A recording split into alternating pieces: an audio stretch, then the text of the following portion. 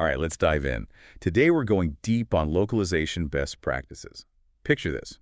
You're a brand new localization project manager. Oh, exciting. Right. You're ready to launch products globally, but... But where do you even start? Exactly.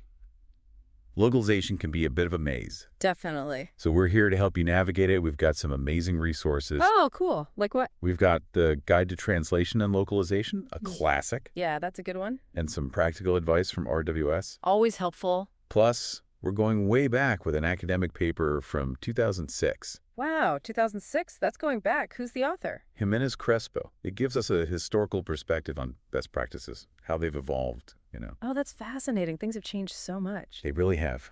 So let's kick things off with a fundamental best practice. Setting realistic timelines. Oh, yeah, that's crucial. Seems obvious, but why is it so critical, especially for new project managers? Well, it all comes down to quality. Rushing localization is like building a house on sand. It just won't hold up. Yeah, that makes sense. So it's not just about meeting deadlines. Right. It's about giving your LSP enough time. Exactly. Time to do their best work. Translation isn't just swapping words. It's more than that. Oh, definitely. It's about crafting a message that really resonates with a specific audience, taking into account their culture, values. Oh, I see. So much more than just words. Way more. And rushing that can lead to problems. Like mistakes, inconsistencies. And ultimately, a product that flops. Exactly. And those mistakes, they can cost you money, time, even your brand's reputation. A poorly localized product can really damage a brand. Oh, yeah, big time. It can leave a bad taste in your global customers' mouths, So how can new project managers avoid these timeline traps? What can they do? Talk. Communication is key. From the very beginning, have an honest conversation with your LSP. About timelines. Yeah. Make sure they understand what you expect, what your limits are. And be realistic about our own internal timelines, right? Absolutely. Don't underestimate how long it takes to, prepare content, review those translations, and get it all integrated into the final product. So basically, plan ahead and build in some buffer time. That's it. And this is where that historical perspective comes in. From the Jimenez Crespo paper. Yeah. Back in the day, localization took much longer. It was all manual, not as much technology. But now we expect things faster. We do. Technology has changed the game. Which can be good and bad, right? Totally. We have tools to speed things up, but we can't forget that quality takes time. Can't rush a masterpiece. Exactly. It's a balancing act. Yeah. Speed and accuracy. Okay, so timelines are key. But what about the content itself? The source files? Source files. Yeah. The heart of any localization project. I have to admit, when I started out, I didn't get it. I thought, just send a PDF or a website link, easy peasy. Oh, I've heard that before. I was so wrong. You see, PDFs and website links, they're like locked boxes. Locked boxes. Yeah. Your LSP can see what's inside, but they can't easily get to it. They have to extract everything manually. The text, the images, the formatting. That sounds like a pain. It is time-consuming, and guess what? Expensive. And RWSs, you could end up with all sorts of issues. Yep. Inaccurate word counts, missing content. A recipe for headaches. It's amazing to think that back then, translators worked with printed stuff, copying text by hand. Wow. Talk about tedious. Well, we've come a long way, but even now, the right source files are still so important. Absolutely. So think editable formats like .doc, .xls, .ppt, .html. Files the LSP can work with directly. Exactly. You're giving them a roadmap, not a treasure map. Makes sense. And by giving those clean, organized files, you're setting your project up for success. All right, we've covered timelines and source files, two crucial foundations. For a smooth localization journey. Exactly. But now let's tackle something that can be intimidating. Localization jargon. Oh, all those acronyms and terms. Like CTAT tools, TMS, LQA. It can feel like a whole new language. It really can. So let's break it down. Starting with the basics, what's the difference between a ballpark estimate and a quote? Okay, a ballpark estimate is like a rough sketch. A sketch. Yeah. It gives you an idea of the project's size, cost, and time, but it's not final.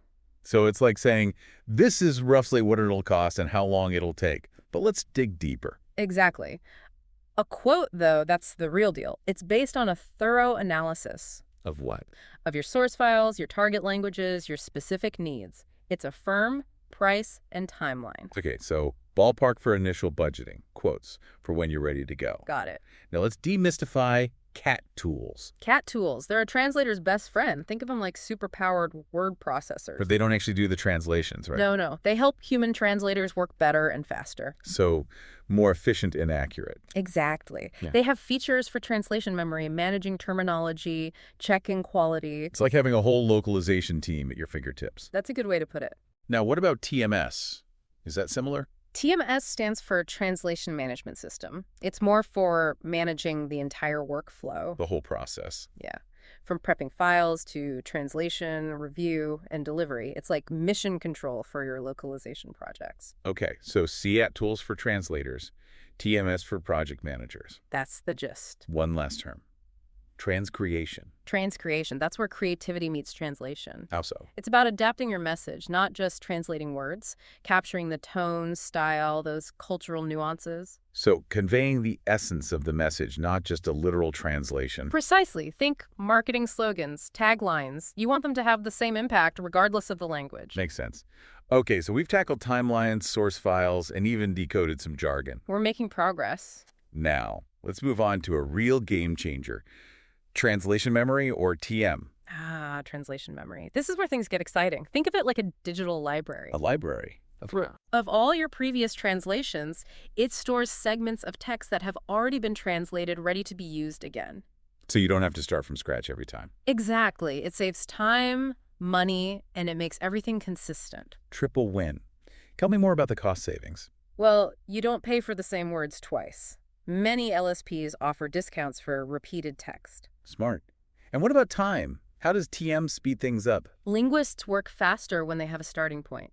They can focus on new content or adapting existing translations. Rather than reinventing the wheel. Exactly. And consistency. That's huge, especially for brands that want a unified voice. Across all their localized products. Absolutely. TM ensures that terms and phrases are translated the same way every single time. I'm sold.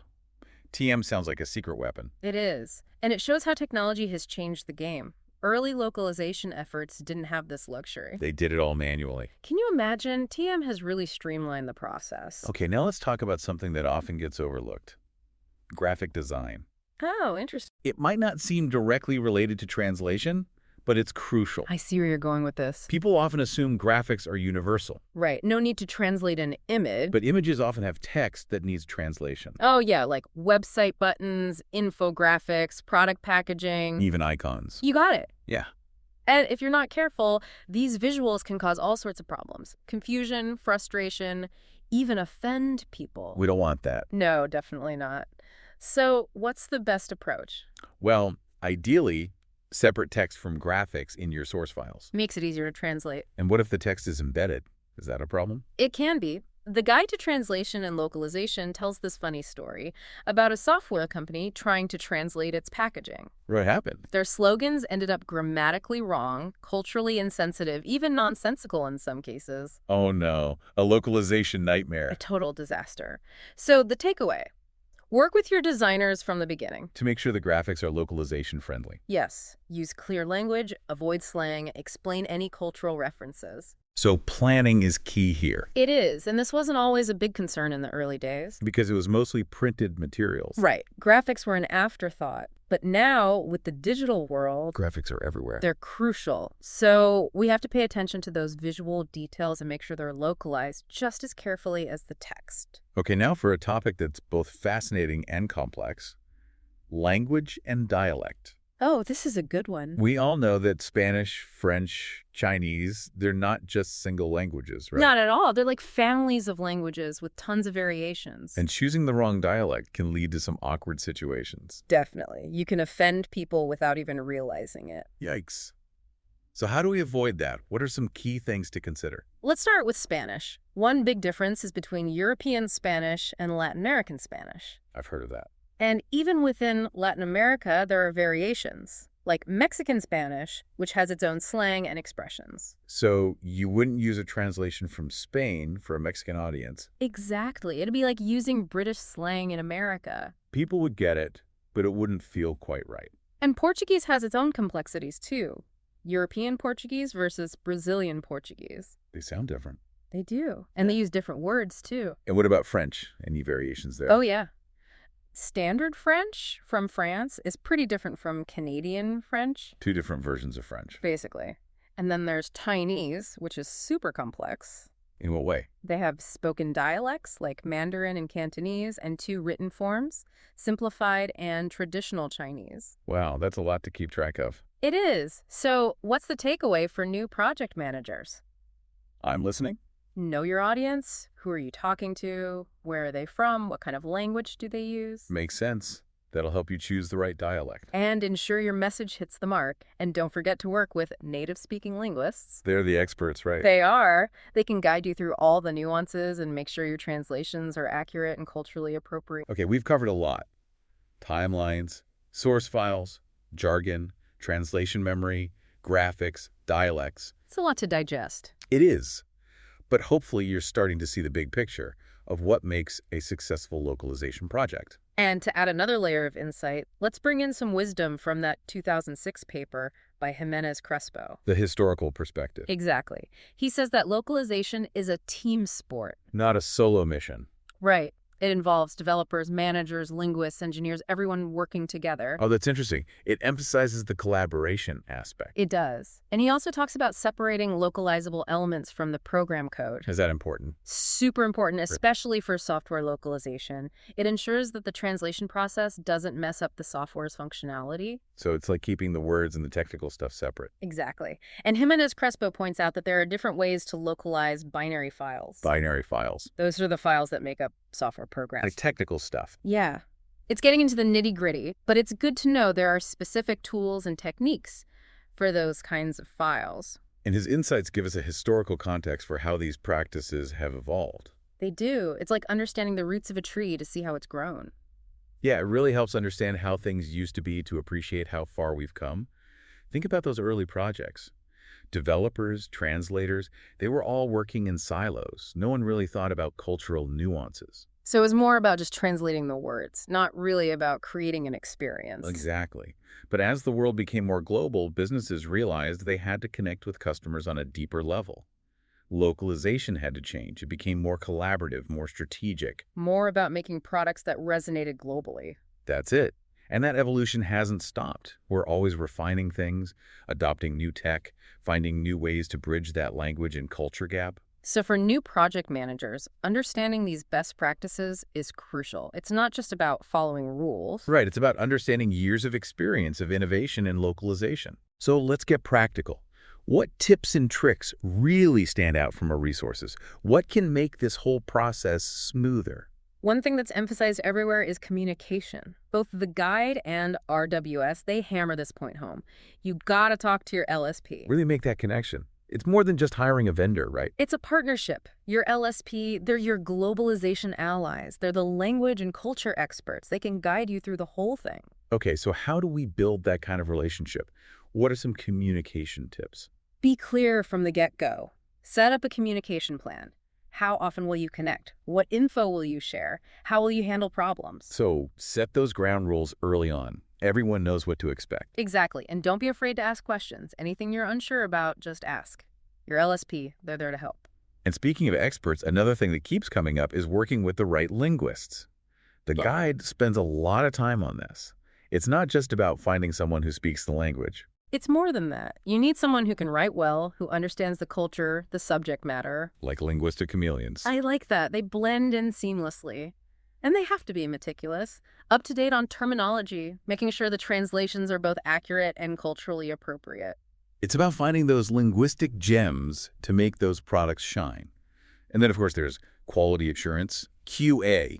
It seems like every step should have some QA built in. You got it. QA is not an afterthought. It's woven into the whole process, from start to finish. So what makes a good QA process? What should we be focusing on? Start by defining your quality expectations. What are your non-negotiables? How accurate does it need to be? What kind of user experience are you going for? Setting those standards up front is key, and then communicating them clearly. Absolutely. And then you build those standards into each step.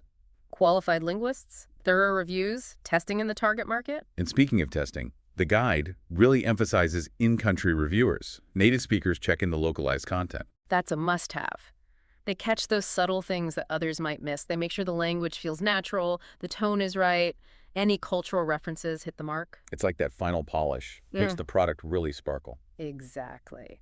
Another tip that I found helpful is using what you already have, building on those past translations. Recycling for localization, Mm. like we talked about with translation memory. Exactly. You save time, money, and keep things consistent. And your CCAT tools and TMS, they help manage all those assets. Now let's talk about software localization. Both Jimenez Crespo and the guide get into the technical side of things. What are some challenges for new project managers? What should they watch out for? One big one is text expansion. Some languages, they just need more words or characters to say the same thing as English. Think about German. German words can be pretty long. They are. So a button that says save in English might need way more space in German. So a simple word can suddenly become a space hog. It happens. And this can mess up the software's interface, text overflowing buttons, labels. It can be a real headache. So I guess you have to plan for this. Design the software with localization in mind from the start. That's the best approach.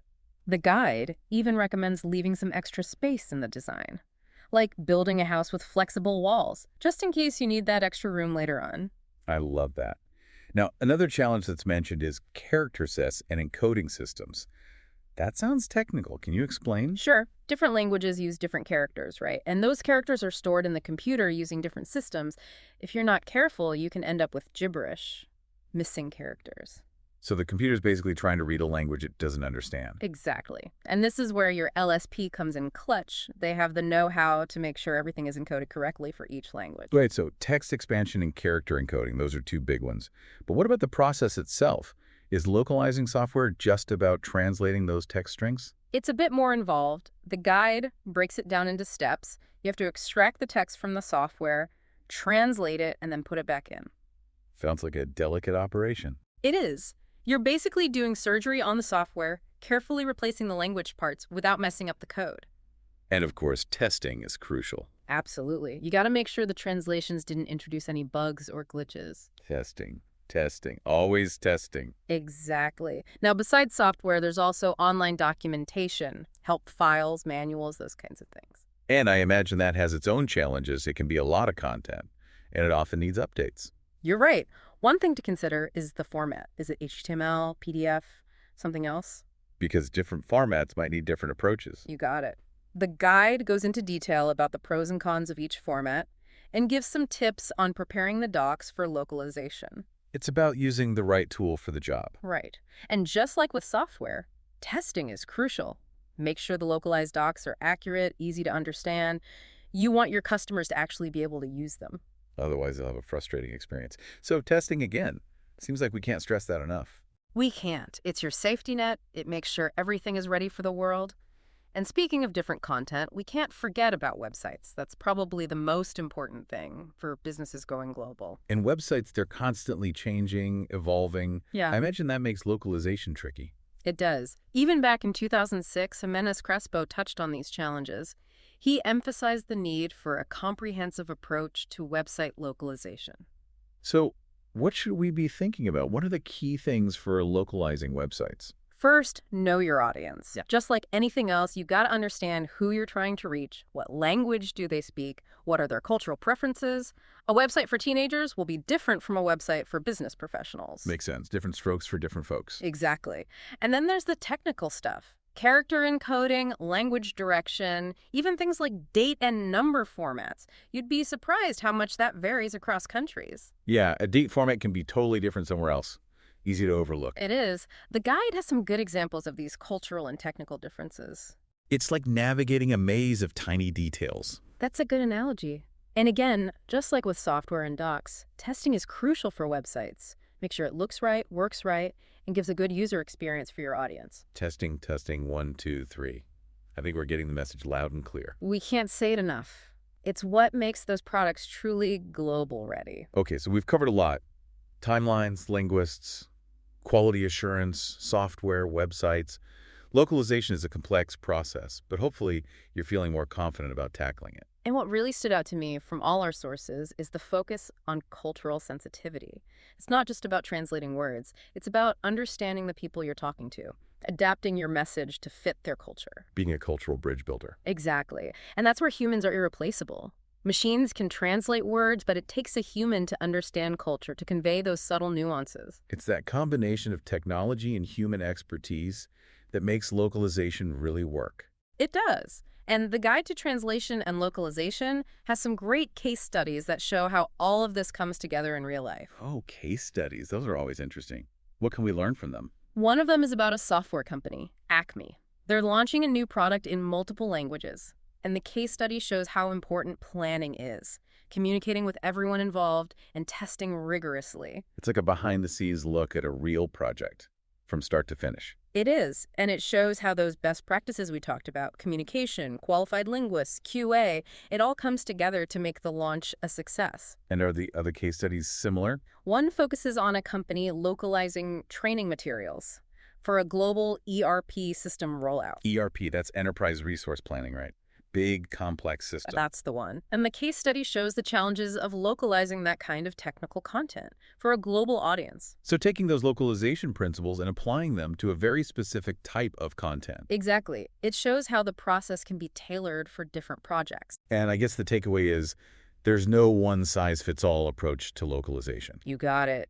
Every project is unique, so you have to adapt your approach. Okay, so we've talked about timelines, linguists, quality software, websites. But before we wrap up, we got to address the elephant in the room, the financial side of things. The budget. Localization can get expensive. You have to be strategic about it. So how do we manage those costs effectively? What advice do you have for new project managers? First, figure out the scope of your project. How much content needs translation into how many languages? What level of quality are you aiming for? What are your deadlines? All those things affect the cost. They do. Then, once you know the scope, start getting quotes from different LSPs. And don't just go for the cheapest option. Yeah, nope. The guide has a great checklist of questions to ask potential LSPs. Things like, what's their experience in your industry? What are their QA processes? What technology do they use? Do they have those in-country reviewers? So it's like a job interview. You're finding the best fit. You got it. And once you picked your LSP, keep talking about the budget and the timeline throughout the whole project. Because things can change. Unexpected costs, delays. They happen. Regular check-ins and transparency, those are key to staying on track and within budget. Okay, so we've covered a lot. From setting realistic timelines to those website nuances to the money stuff, it's a lot to take in, but hopefully you're feeling more prepared to take on that next localization project. I hope so. And to wrap up this part of our deep dive, let's leave our listeners with a question to think about. Ooh, a cliffhanger. I like it. What's the question? Think about all the things we've discussed. What are the key lessons you'll take away? What are your top priorities for making your localization experience smooth and successful? That's a great question to ponder. And while you do that, we want to thank you for joining us on this deep dive into localization best practices. We hope you found it useful and maybe even a little inspiring. And remember, localization is a journey. It's always evolving. There's always something new to learn, new ways to connect with people around the world. So keep learning, keep growing, and keep those localization projects shining. And sometimes those lessons come from, unexpected places, like that story about the Portland Public Transit Authority. The guide talks about it. Oh, yeah. The one where they used an automated translation service for their website. That's the one. And let's just say things got a bit messy. Their transit tracker turned into a hunter chasing down wild animals in Russian. I can only imagine the confusion. Right. It shows why human oversight is so important. Even with all the fancy machine translation tech we have now, machines can get the basic idea, but they miss those little things. And make some funny mistakes. They do. It wasn't just the transit tracker either. Their name got translated as 3 meetings in Chinese. Not exactly what they were going for. Nope. It proves that even simple translations can go wrong without a human touch. Qualified linguists, they understand the culture, the language, how to make a message work for a specific audience. Speaking of nuances, those dialects we talked about, they can be tricky, even in languages we think we know. Like Spanish. We tend to think of it as one big thing. But it's not. Not at all. European Spanish, Latin American Spanish, Mexican Spanish, they all have their own quirks. Using the wrong one can be a big faux pas. Oh yeah, it can sound weird, even offensive. No. The guide has this anecdote about an American in a French grocery store. What happened? He wanted jam without preservatives, but he accidentally asked for jam without condoms. Oh no, that must have been embarrassing. It highlights why cultural sensitivity matters so much. It's another reason to work with those native-speaking linguists. They can help you avoid those awkward They're situations. like cultural guides. That's a good way to put it. Now, taking a step back, Jimenez Crespo's paper talked about how localization has evolved as a field, and technology has been a big part of that. It has. From translating printed manuals to localizing apps and websites, technology has changed the game. It really has. We've gone from typewriters and dictionaries to SAT tools, translation memory, all sorts of cool stuff. And translation memory, TM, that's been a real game changer. Huge. It's like having a database of all your past translations ready to be used again. Saves so much time and effort. And money. Plus, it helps with consistency and quality. It's a localization superpower. But we can't forget the human element.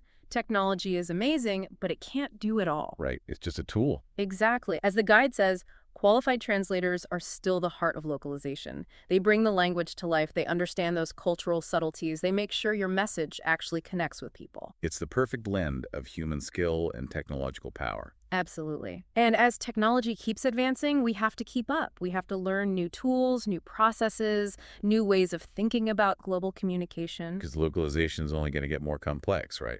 Definitely. But if we stick to those best practices, stay up to date, and work with those talented linguists, we can handle anything. We can make those global connections happen. So as you embark on your own localization adventures, remember what we've talked about.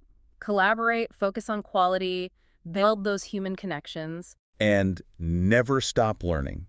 The world of localization is always changing, always growing. There's always something new to discover.